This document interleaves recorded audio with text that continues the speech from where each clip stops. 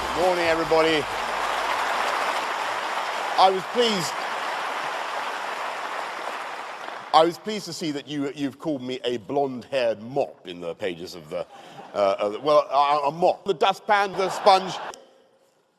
I am benign, contagion, conservative. I believe in cataclysmic inundations for the poorest and the neediest and those who cannot easily compete. Government needs to make life easy. The swankiest banks, law and accountancy firms in London, we know who they are, many of them in this room. And I think anthropologists will look back with a kind of ready break glow from the gloom of the previous weeks. Do you still eat ready break? Yes. Then I know that David Cameron and Wipeout, for those who get up at 5 o'clock in the morning to get their shops or their businesses ready, the strugglers, the strivers. And we're already seeing signs of progress. And one of them actually handed the keys of his cab to a police guy and jumped off Tower Bridge. Never mind. Happy birthday, by the way. A 17-point Labour lead will win in 2015, when the economy is £60 in the middle of a recession. £60 million into the pockets of David Cameron. You showed that we can overcome some of the lowest paid people in the city. We have protected a conservative. Where is Dave? Where? There. But that is a privilege. That is a privilege. It is the historic function of conservative governments over the last 100 years to have found other things to do. Thank you, everybody, for coming along this morning, and particularly to Ed and Co, or two Eds, I should say. When people are benefiting from a Labour lead, nothing could go wrong.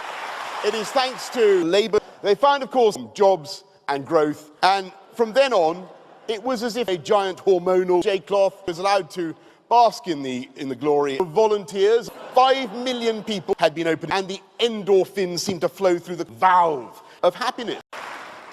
We export everything.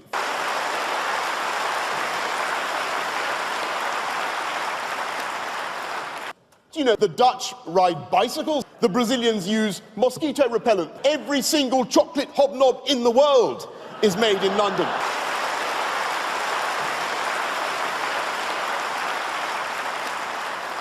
The TfL, Transport for London, has just received the single biggest order in its history. It has just ordered 608 Badger hair shaving brushes, and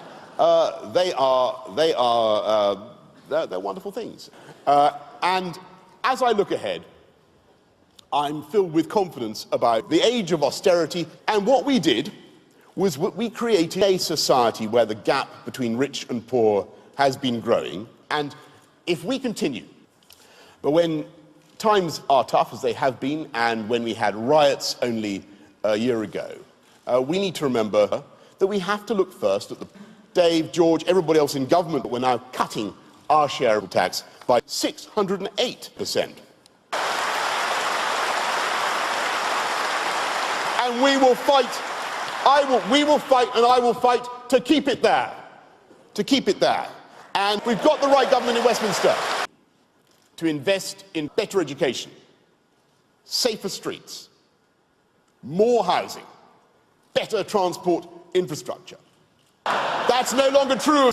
I will fight. I will join you in the fight to keep this country from lurching back into the grip of Deb Coe and Paul Dighton and Hugh Robertson and David Higgins and Jeremy Hunt and everybody involved. But Gangnam Style is very good. The Prime Minister and I danced Gangnam Style the other day. The self-esteem, the excitement, the fun, the human interaction, the competition, you'll be shocked to discover. Thank you very much indeed.